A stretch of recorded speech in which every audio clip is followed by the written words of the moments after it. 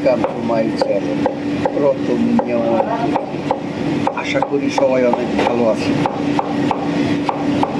সবার সাথে ভিডিওটা করা এই কারণ হলো এই যে ভিডিও যারাই করে দেখি সবাই বলে যে আমার ভিডিও সাপোর্ট করলে এইটা পাবেন, ওইটা পাবেন, ওইটা এইটা অনেক কিছু বলে।